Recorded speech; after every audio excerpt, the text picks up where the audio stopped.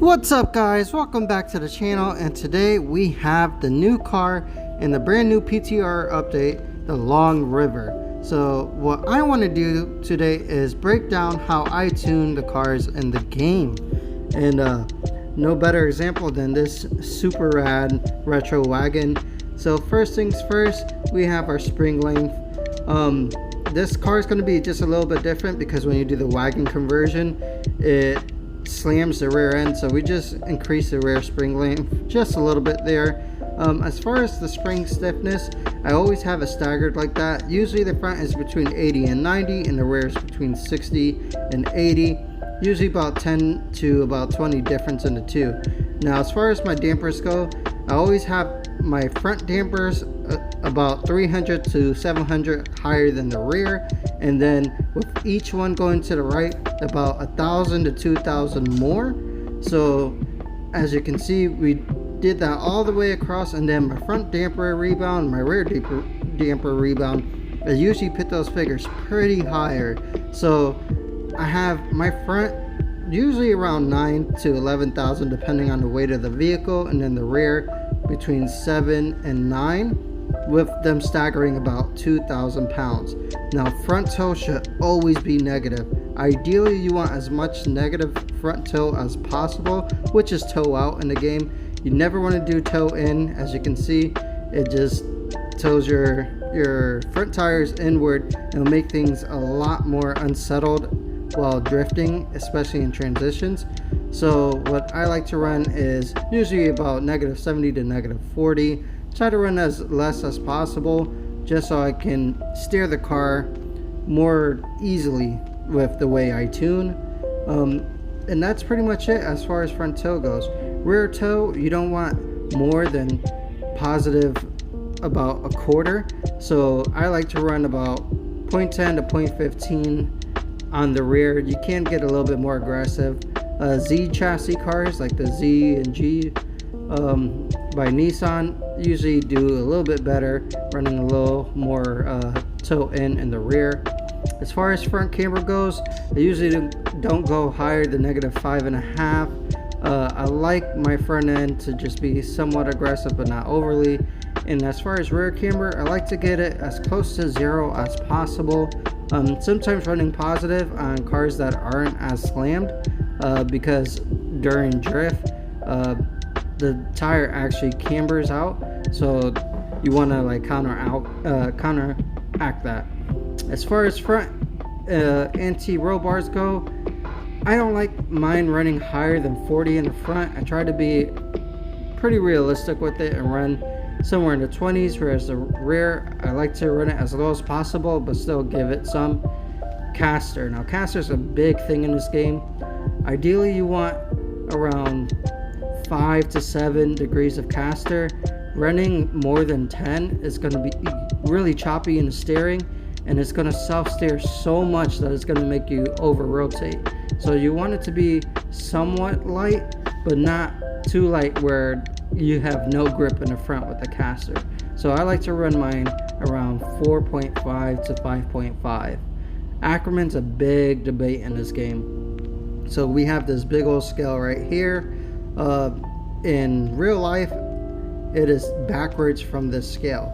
So at 0 you can see you have all this crazy angle in the front, but the tires don't match up in the front. So what it's effectively doing is scrubbing and catching all the speed and angle, which yes, it helps with drifting, but it slows you down, it slows your wheel rotation down, it scrubs a lot of tire, and it'll pull you inward when you're trying to run outer lines. So if you run 100%, you're gonna run really wide, faster lines, but you have to be way more smoother in your steering, because if not, you're going to lose it. So for every 10 numbers down from 100 is 1 degree of Ackerman.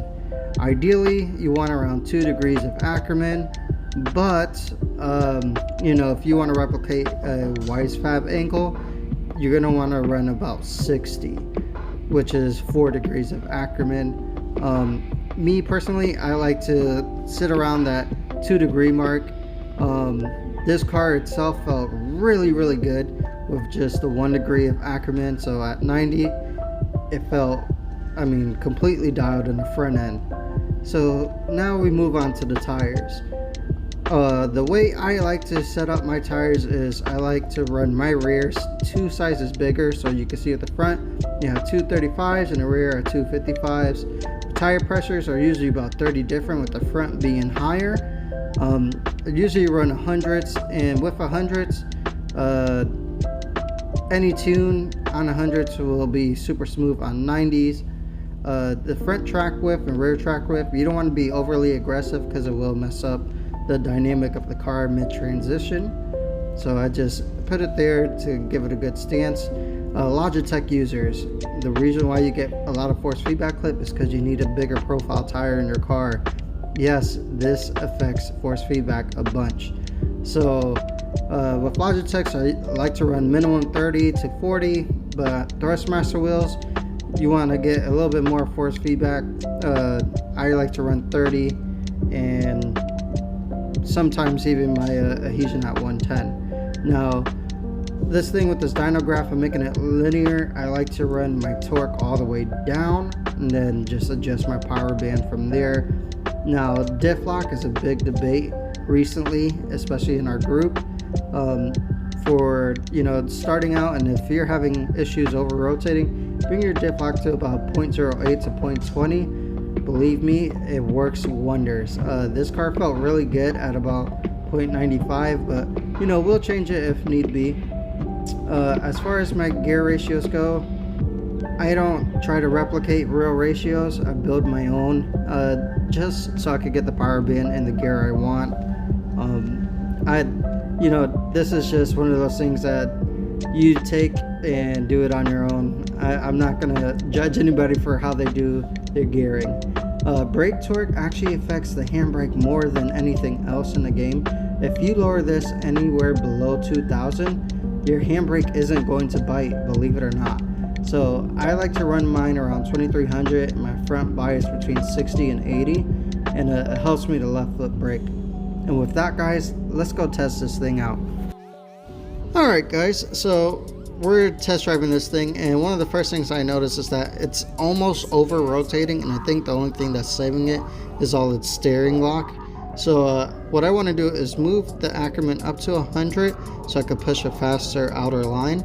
Then I'm going to bring this Diff Lock down to about 0.17, and that's going to help me grip up on the outer line as well, especially with my throttle input. And we're going to move this final drive down some more because I'm still drifting like a fourth, and I even clicked it into fifth a little bit on that last lap. This thing makes a lot of low end torque and power, so we're just gonna keep it where it's at here in fourth. And as long as I can clutch kick it and keep these wheels going, then I shouldn't have any issues. And as you can see here, we're not scrubbing any of the front tires, and we're getting a lot of speed at max angle there, which is pretty sick. This thing feels actually super dialed. It's self-steering very well. I mean, I'm hardly even steering it between those last two transitions. We're gonna hold it out here, power out, man, right to the edge. Yeah, this thing is super dialed. Let's throw a big backy. Ooh, damn, that was sick. Yeah guys, this thing is super dialed. I would highly suggest is scrolling back a few and checking out the tune if you want to use it for the long river. And with that, guys, I will catch you on the next video. If you need anything with the game, any help with tunes, or want another breakdown of how to do something in the game, let me know in the comments below, and I'll see y'all in the next one. Later.